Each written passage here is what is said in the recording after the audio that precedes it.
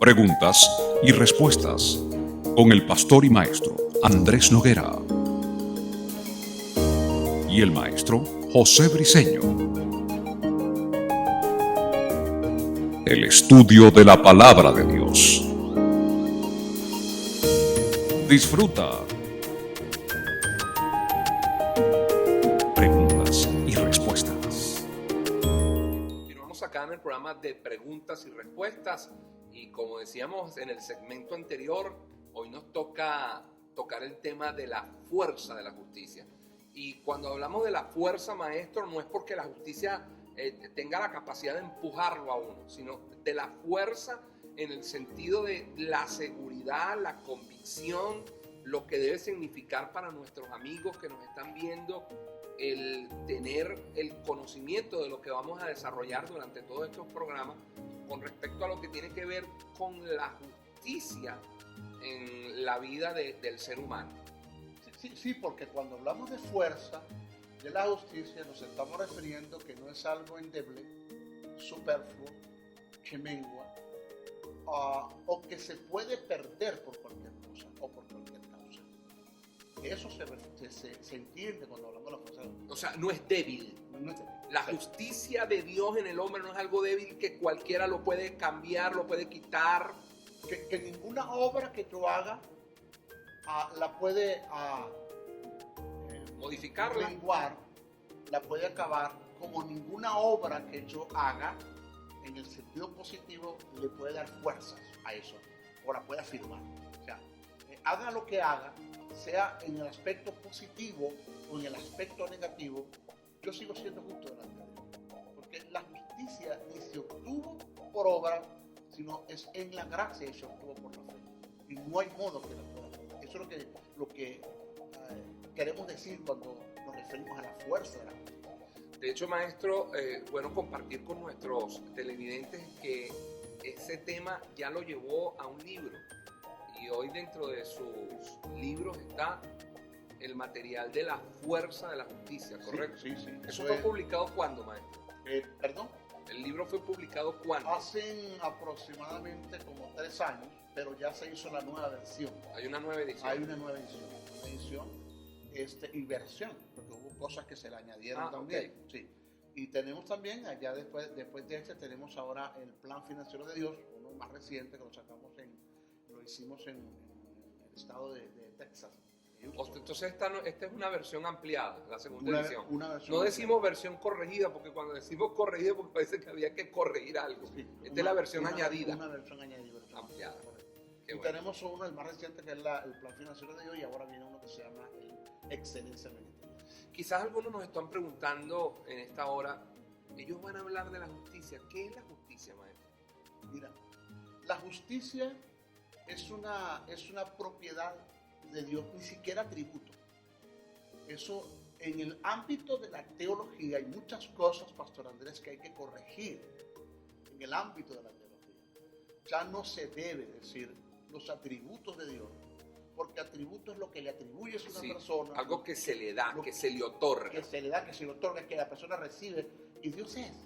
O sea, a Dios nadie le dio la justicia, Dios es justicia.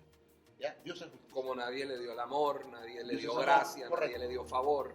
Eso es inherente en él. Inherentemente en él. Él es amor. Dios no tiene amor, Él es amor. ¿Ya? Él es omnipresente, Él es omnisciente, Él es omnipotente. Entonces eso se llaman propiedades y virtudes, no atributos. Se le pudiera decir calificativo, porque califican en él una condición. Correcto. Pero nunca atributo, porque sería atribuirle. Correcto. En segunda instancia se le puede llamar calificativo. Correcto.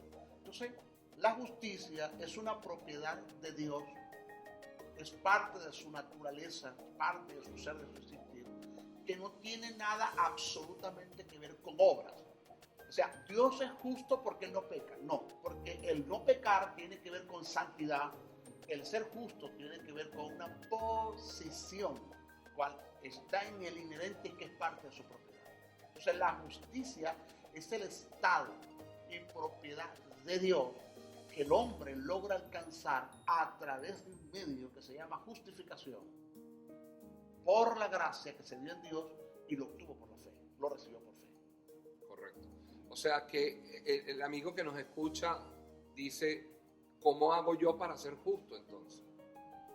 Eso lo vamos a estar explicando durante el programa o durante los programas que van a venir. Hay gente que estará preguntándose cuál es el medio para obtener la justicia, cuáles son las características de la justicia, cuáles son las propiedades, de dónde se origina la justicia, las causas y las consecuencias de por qué una persona la perdió, aunque la Biblia menciona claramente en Romanos capítulo 3, verso 23, dice que por cuanto todos pecamos, todos estamos destituidos de la gloria de Dios. Ese término estar destituido es estar sin justicia, sin la justicia de Dios, correcto. Pero es bueno, maestro, porque usted mencionó algo que siempre lo hemos hecho, darle a nuestros amigos televidentes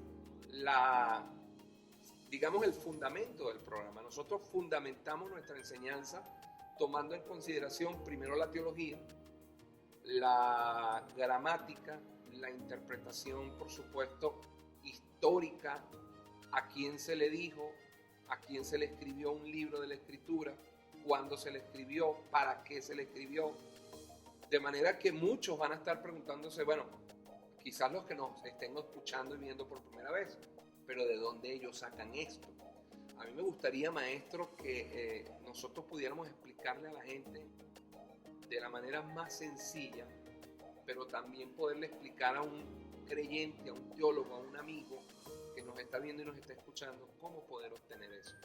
Como me dijo usted una vez hace años, yo lo aprendí, me dijo, el mensaje de Jesús en el Monte de los Olivos fue para todo tipo de público. Ahí habían eruditos, escribas, fariseos, pueblo, incrédulos, judíos, devotos, enemigos, seguidores, gente a favor y gente en contra. Y él, a través de un mensaje que nosotros conocemos como el mensaje de las bienaventuranzas, él pudo como que repartirle a todos, ¿no, maestro? Ahora, primero, una de las cosas que debemos tener claro, Pastor Andrés, son locuras, son las locuras del maestro Andrés. Y quizá la locura del Pastor Andrés, porque usted en algunas ocasiones quizás lo habrá dicho, no lo he escuchado, pero no tengo mi duda. Es que ya se está haciendo ajuste. Ya hablamos de que no se debe hablar de los atributos, sino propiedades y virtudes. Pero también se está haciendo ajuste de cómo llamamos ese cúmulo de informaciones que están dentro de un libro llamado Biblión o Biblia. Y que la información tiene que ver con Dios. ¿Cómo lo llamamos? ¿Cómo llamamos eso? Teología, ya se está viendo la posibilidad de corregir eso, porque teodiología estudia. ¿Quién puede estudiar a Dios? Nadie. O sea, el término teología es un término que no se adapta a la persona de Dios, al ser de Dios. ¿Por qué, pastor?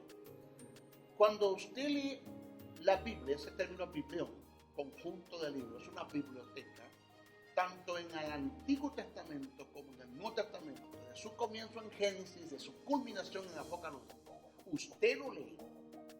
Todavía ese libro, la información que nos da de Dios son destellos y balbuceos de lo que es Dios. Claro, él sencillamente lo lo mucho que él haya querido que los hombres conocieran fue lo que dejó ver. Pero es poco. O sea, la Biblia dice, una verdad paralela. La Biblia dice que Jesús hizo tantos milagros que no hay libro en el mundo para poder escribir todas las cosas que él hizo. Así es. Eso es una hipérbole. Eso está en el Evangelio de Jesús, en la versión de Juan, pasado el capítulo 20. Ok, eso es una hipérbole. Una exageración. Es una figura retórica, una hipérbole. Dice que no cabrían en el mundo todos los libros. Eso es una hipérbole. Ok. Si esto se da con los milagros que Jesús hizo, ¿cuánto más con el ser de Dios? ¿Qué libro puede sostener la información de Dios? ¿O qué biblioteca? ¿O qué biblioteca? No existe, pastor, no existe. Entonces, como que vamos a tener que cambiar ese término teología, porque cuando digo teología es la ciencia, entre comillas, que se encarga de estudiar a Dios. ¿De estudiar a quién?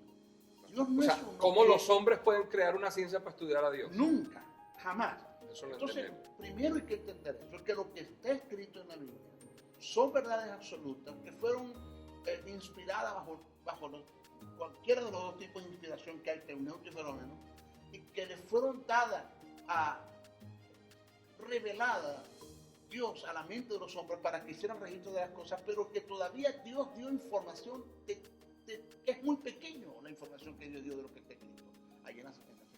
Primero tenemos que comenzar por allí, corregir eso, ese término teología. Estamos buscando la forma. Digo estamos buscando porque me considero uno de los que estamos en el medio trabajando, porque maestro, entonces ¿cómo se le puede llamar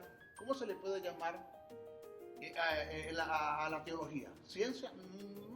No prácticamente. ¿Cómo se le puede llamar? No, maestro, y que la idea no es que el que nos esté viendo diga, bueno, entonces ahora no le voy a decir así. No, estamos hablando de que ya se está manejando la posibilidad de que en futuro nosotros empecemos a corregir eso. Porque indudablemente no es malo estudiar a Dios, pero Dios es Él el que se deja estudiar, es Él el que se muestra. Eso.